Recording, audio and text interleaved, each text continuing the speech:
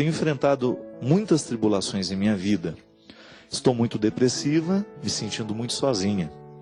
O meu problema já não depende mais de mim para ser resolvido.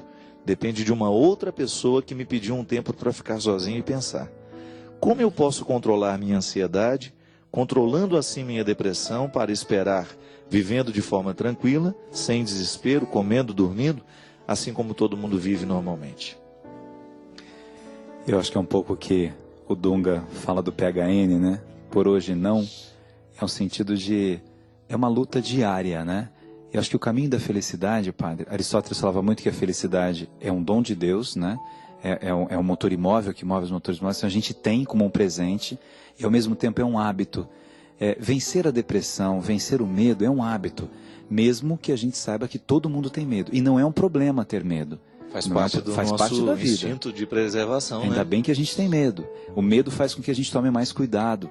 Um jovem sem medo é um problema. Ele vai a 200 km por hora na moto, cai, enfim, porque ele não tinha medo. Um cara que entra no mar e enfrenta o mar e não tem medo nenhum é um problema, né? Então, assim, ter medo faz parte da vida. Errar faz parte da vida.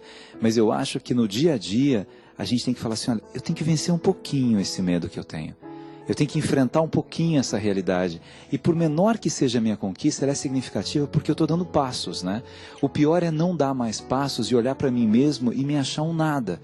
Eu sou um lixo, eu não tenho condições, eu não tenho inteligência para isso. Eu vou na faculdade e não entendo nada. Eu converso com alguém, eu não entendo nada que a pessoa falou. Eu leio, dá dor de cabeça, não entra na minha cabeça. Eu nasci para não dar certo.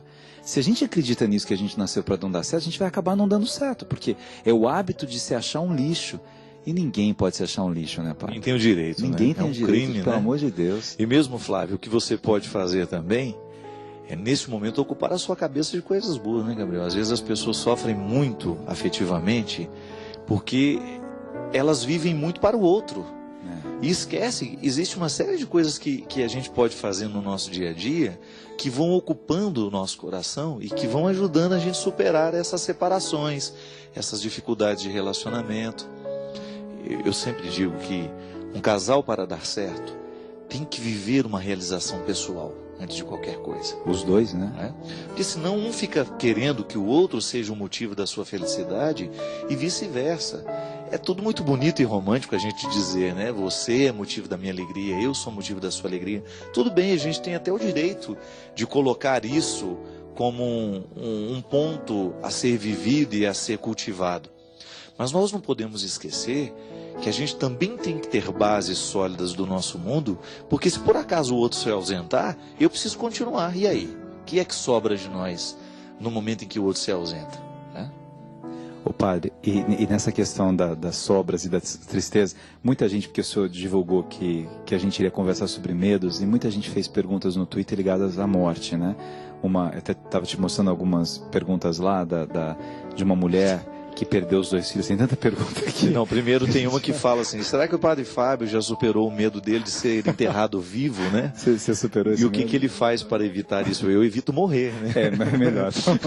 É o melhor jeito. Mas você sabe que tem uma coisa interessante aqui, de muita gente perguntando sobre morte mesmo, e assim, a Luciana falando de uma amiga dela, de uma prima dela que perdeu os 2 filhos e o marido e tal.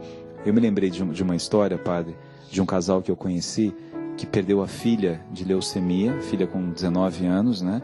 E aí eles estavam no sítio, 15 dias depois da morte da filha, os dois muito tristes, né? Aí o filho ligou, falou, pai, o senhor tem que enfrentar isso, não dá para o senhor chorar o dia inteiro, não é possível, né? Ele falou, filho, mas eu não aguento, é mais forte do que eu. Falou, pai, eu vou aí. Eu, não, filho, não vem, tá tarde, tá bem. O filho sai de São Paulo para ir nesse sítio e morre de acidente de carro, né? Aí eu conheci esse casal, eu fiquei tão impressionado assim, porque eu conheci num momento, um mês depois, eles só choravam, né? Eu também chorei junto com eles, né? Vendo aquela história. Um falava assim, a gente olha um pro outro, né? E fala, e aí, né? E agora? O que vai ser da nossa vida? Aí você entra naquele quarto da filha, o quarto do filho, né? E é interessante que uns 4 meses depois, eles pegaram 2 crianças para criar, né? Adotaram 2 filhos, né? E aí passou um ano assim, você vê, é claro que eles jamais vão esquecer essa história de amor dos dois filhos que se foram, né? Mas de repente aqueles dois, no momento que ela que queria muito ele, falava assim, mas eu já tenho 50 anos, né? Ela falou assim, você só tem 50 anos, não é que a gente já tem. Imagine o que a gente pode fazer ainda. Então eu acho que às vezes na dor, padre, quando a gente percebe que a gente pode fazer a diferença na vida de alguém, fazer um trabalho social, voluntário, visitar crianças com câncer, pró-queimados, né? Quer dizer, tantas coisas lindas que a gente pode fazer, o nosso problema fica bem menor. Gabriel, no meu livro, Quando o Sofrimento Bater à Sua Porta, eu uso aquele poema do Drummond de Andrade. E agora, José? E eu acho muito interessante, porque às vezes a vida nos coloca na mesma situação que o poeta colocou José, né? A festa acabou, agora é você e a sua vida, né? Seus amigos foram embora, já não existe muita coisa. E eu acho interessante que Drummond vai colocando José dentro de um contexto de realidade tão dura, tão crua. Qual que é a única solução que José tem para ele mesmo, né? Encontrar uma chave perdida, né?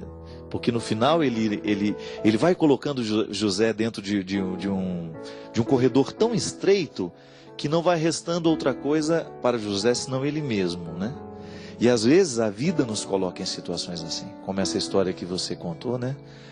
Um fato trágico, triste, difícil de ser administrado e que é muito comum, né? Às vezes a gente está tão envolvido com a vida que a gente tem e porque está indo tudo muito bem na vida da gente, a gente não tem oportunidade de visitar esses calvários da humanidade. Mas é tanta gente que sofre, é tanta gente que hoje está passando por tragédias, por situações penosas, difíceis, que quando a gente abre os olhos para essa realidade, você vê que a vida também colocou algumas pessoas na mesma situação que José foi colocado pelo poeta.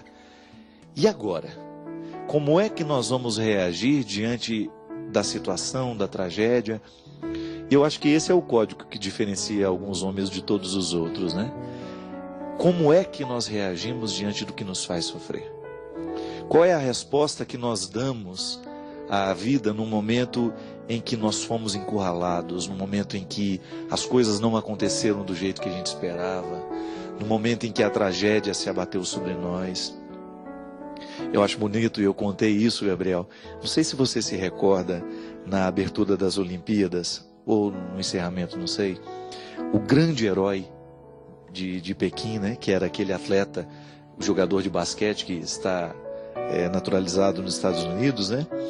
Ele entrou, ele é uma grande estrela do esporte lá, ele entrou segurando nas mãos de um menininho, um toquinho de gente, assim, de 4 e poucos anos, 4 ou 5 anos, não sei. E depois ninguém entendeu nada porque que aquele menino estava entrando, e o comentarista, né, muito emocionado, disse: esse menino sobreviveu ao terremoto que aconteceu pouco tempo antes das Olimpíadas. E ele contou uma história interessante. O menino estava na escola, no momento do desabamento da escola, ele com todos os coleguinhas foram soterrados, ficaram debaixo da terra durante muito tempo. E sabe por que eles foram salvos? Porque ele cantava. Debaixo ali do soterramento, nossa, que lindo. Ele resolveu cantar. E os bombeiros escutaram o canto dele. E ele não cantava sozinho, ele motivou todos os coleguinhas que estavam naquele sofrimento, machucados, quebrados, com fome, com frio, com sede. Ele não deixou os coleguinhas dele desanimar, e eles permaneceram cantando. Olha que sintática linda, né? Isso, né? Quem canta sobrevive, né? Sobrevive. Diante do acontecimento trágico, ele resolveu cantar.